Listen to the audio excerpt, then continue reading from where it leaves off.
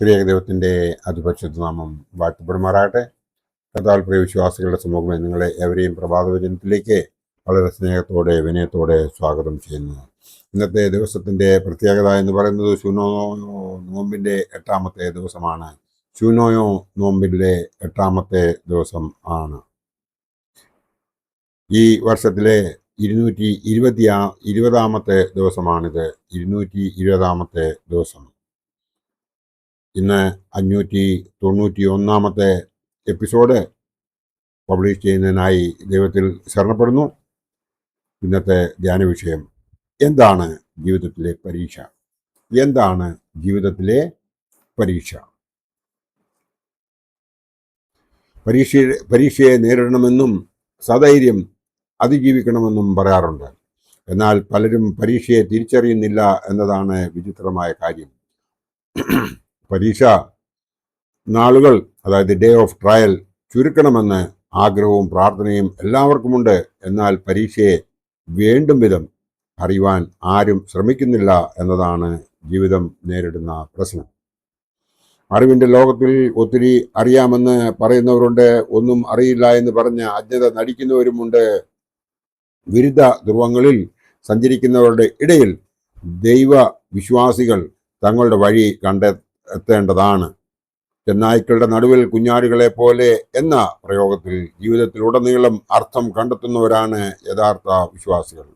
പരീക്ഷ അറിയാതെ പോകുന്നതിന് പല കാരണങ്ങൾ ചിന്തകന്മാർ ചൂണ്ടിക്കാണിക്കുന്നുണ്ട്. ജീവിതത്തിലെ പരീക്ഷകൾ പഞ്ചസത്യം വെളിപ്പെടുത്തുന്നതിനുള്ള മർമ്മങ്ങളാണെന്ന് രമണ മഹർഷി പറയുന്നു. അത്തി തളർക്കുന്നതും ആകാശത്തിലെ പറവ സഞ്ചരിക്കുന്നതും വയലിലെ താമര പുഷ്പിക്കുന്നതും നിങ്ങൾ അറിയാതെ പോകരുത്. അപ്പോഴാണ് നമുക്ക് ഓരോരുത്തർക്കും എന്താണ് ജീവിതത്തിലെ പരീക്ഷ എന്ന് മനസ്സിലാക്കുവാൻ സാധിക്കുന്നത്. കാലത്തെയും കാലത്തിൻ്റെ ചലനത്തെയും അറിയുന്നവർ പരീക്ഷകളെ അറിയുന്നു. ദൈവത്തിൻ്റെ അംശം പേറുന്നവരാണ് മനുഷ്യർ. സർവ ജീവജാലങ്ങളിലും ജീവന്റെ കയ്യൊപ്പ് പതിപ്പിച്ചിട്ടുണ്ട്. അത് തിരിച്ചറിയുമ്പോൾ പരീക്ഷയെ അറിയുവാനും നേരിടുവാനുമുള്ള സാധ്യത തെളിയുന്നു. ദൈവം ആരാണ്? ദൈവം എൻ്റെ ജീവിതത്തിൽ ആരാണ്?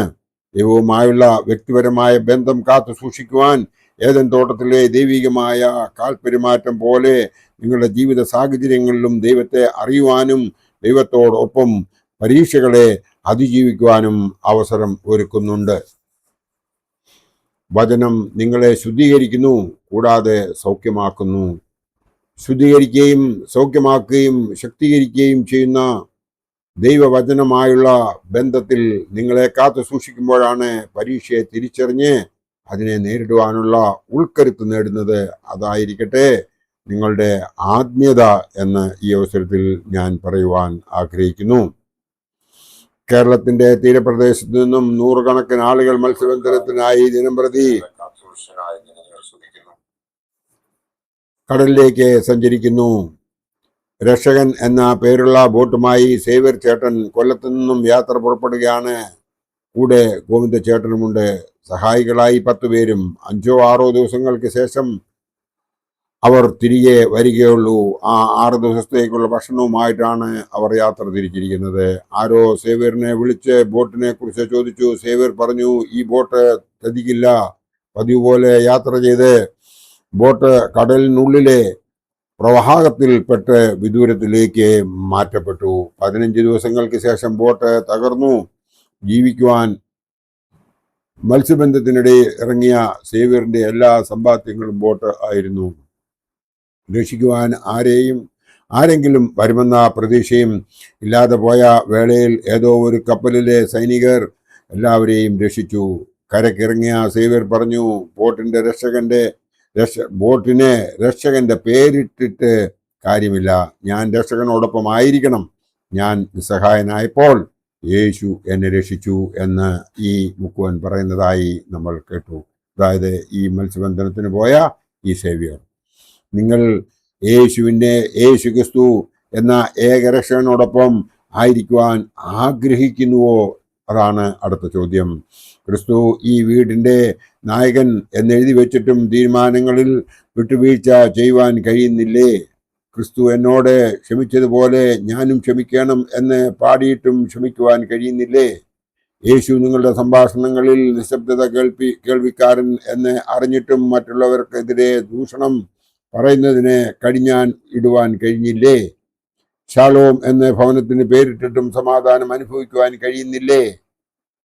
എങ്കിൽ അല്പം കൂടി ദൈവിക സാന്നിധ്യം അറിയുവാനുള്ള അന്വേഷണം തുടങ്ങേണ്ടിയിരിക്കുന്നു. അല്പം കൂടി നവവാർന്ന സമീപനങ്ങൾ എടുക്കേണ്ടിയിരിക്കുന്നു. പരീക്ഷയെയും പരീക്ഷണങ്ങളെയും തിരിച്ചറിയുവാൻ കൂടുതൽ സൂക്ഷ്മത നേടേണ്ടിയിരിക്കുന്നു.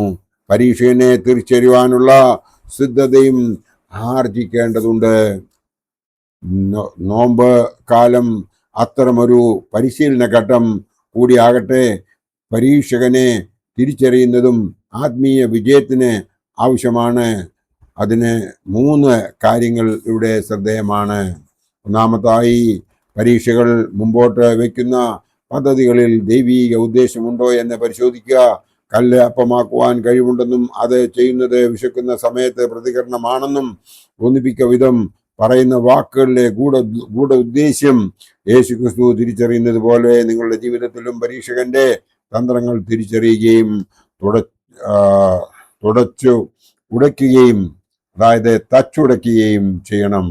രണ്ടാമതായി, പരീക്ഷകൻ ദൈവവചനത്തിൽ നിന്ന് പ്രസക്ത ഭാഗങ്ങൾ ഉദ്ധരിക്കുന്നത് പോലെ അപൂർണത തിരിച്ചറിയുന്ന യേശുക്രിസ്തു ദൈവവചനം കൊണ്ട് തന്നെ പ്രതിരോധിക്കുന്നതായി നമ്മൾ കാണുന്നു. നിങ്ങളുടെ ജീവിതത്തിൽ പരീക്ഷയിൽ കൂടി കടന്നു പോകുമ്പോൾ ദൈവവചനം ഉരുവിടുന്നതും പഠിക്കുന്നതും ആശ്വാസകരമാകും എന്നതിന് സംശയമില്ല.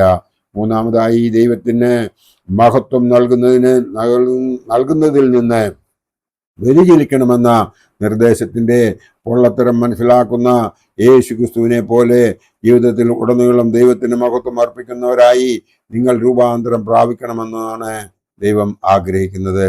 ഇവിടെ അല്പത്തിന്റെ കാര്യമാണ് ശ്രദ്ധിക്കേണ്ടത്.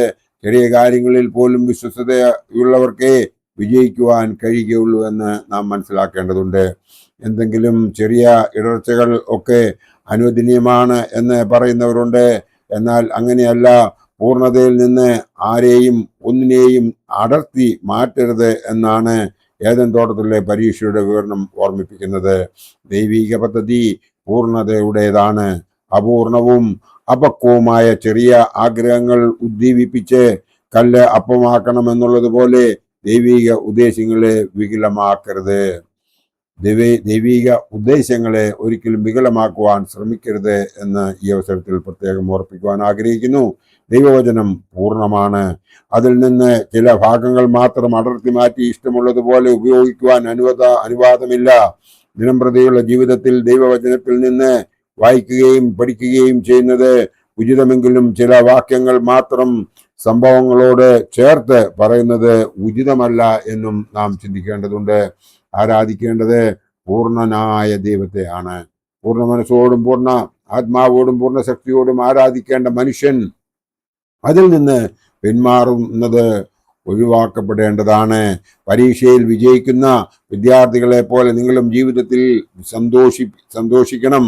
പരാജയപ്പെടുന്നവരെയും ഇടറിയവരെയും കൂട്ടായ്മയിലേക്ക് ക്ഷണിക്കുവാനും അവരെയും ദൈവീക സംരക്ഷണയുടെ പൂർണ്ണത അനുഭവിപ്പാനും അനുവദിക്കണം.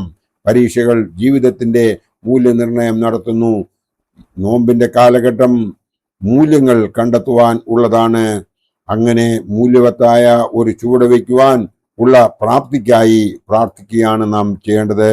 നിന്റെ പടകെ അല്പം നീക്കുക എന്ന കൽപ്പനയും ധ്യാനത്തിന് ആധാരമാകട്ടെ എന്ന് മാത്രം ഈ അവസരത്തിൽ ഞാൻ ഓർപ്പിക്കുവാൻ ആഗ്രഹിക്കുന്നു. നമുക്കെല്ലാവർക്കും അറിയാവുന്നതുപോലെ ശുനോയ നോമ്പിന്റെ 8ാമത്തെ ദിവസമായ ഇന്നേ വരെ നമുക്ക് ഈ നോമ്പ് ശരിയായ രീതിയിൽ അനുഷ്ഠിക്കുവാൻ സാധിച്ചിട്ടില്ല എങ്കിൽ ഇനിയും വൈകിട്ടില്ല. ആ കാരണവാനായ ദൈവം നമ്മെ ഇപ്പോഴും നാം മാനസാന്തരപ്പെട്ട് തിരികെ വരുന്നുവെങ്കിൽ അവൻ സന്തോഷത്തോടുകൂടി നമ്മളെ സ്വീകരിക്കും. അതിനാൽ ഇപ്പോഴും സമയം വൈകിട്ടില്ല.